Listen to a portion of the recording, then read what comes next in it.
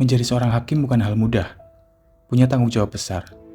Perjalanan saya mencari keyakinan dalam profesi ini bermuara ketika saya bertemu seorang laki-laki yang menyarankan saya untuk bertemu seorang hakim tinggi. Banyak anggapan bahwa hakim tinggi memiliki integritas dan tidak neko-neko dalam menjalani profesinya. Jadi, saya memutuskan untuk bertemu beliau. Perkenalkan Yang Mulia, saya RSD, saya seorang calon hakim. Terima kasih telah bersedia menerima saya untuk berdialog di sini, Yang Mulia. Dialog tentang apa? Saya ingin memohon kepada Yang Mulia mengenai bekal, Yang Mulia. Bekal menjadi seorang calon hakim. Saya ingin tahu seberapa jauh tantangan yang akan saya hadapi. Ibarat seorang pengembara, saya ingin tahu medan yang akan saya tempuh, Yang Mulia. Menjadi hakim itu ruwet, serba salah, tetapi juga memerlukan kehati-hatian tingkat tinggi. Apakah kamu ketika pertama kali mendaftar ke pengadilan tinggi, mengambil formulir, menyiapkan berkas dan segala macam, malam harinya kamu sholat istighfar, atau kamu sekedar spekulasi, gambling, karena di kantor lain kamu juga mengikuti tes, mencari lowongan pekerjaan, karena sulitnya lowongan pekerjaan.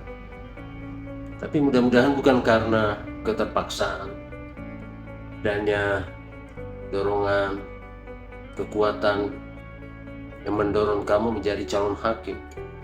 Orang tua misalnya, om dan tante atau pacar kamu. Atau karena kamu sakit hati, salah satu anggota keluargamu pernah kalah berperkara. Kalau itu motivasimu, kelirulah kamu. Perbaiki lagi nawaitu, niatmu. Kamu juga harus ngerti pendapat Pak Sacipto Raharjo tentang sosiologi hakim di Indonesia. Prof. Cip membagi dua tipe hakim. Pertama, hakim pertama ketika dia menerima perkara, dia bertanya kepada hati nuraninya terlebih dahulu, baru mencarikan rumusan undang-undang, pasal-pasal untuk memberi legitimasi. Tipe yang kedua, hakim setelah menerima perkara bertanya kepada perutnya, kemudian mencari rumusan undang-undang untuk memberi legitimasi terhadap putusannya nanti. Jika kamu terlanjur berada di jalan yang keliru, berubahlah. Tidak peduli seberapa jauh kesesatan yang telah kamu tempuh. Letakkan lagi niatmu pada proporsi yang benar. Kamu juga perlu tahu tesis dari Bloomberg and Smith. Pertama, tipe petualang politik, tipe petualang uang, tipe detachment, tipe intelektual, tipe pekerja upahan, dan tipe hati nurani. Ke dalam tipe mana kamu nanti, kamu sendiri yang tahu dan yang menentukan jalanmu. Ada dua pesan yang harus kamu pegang.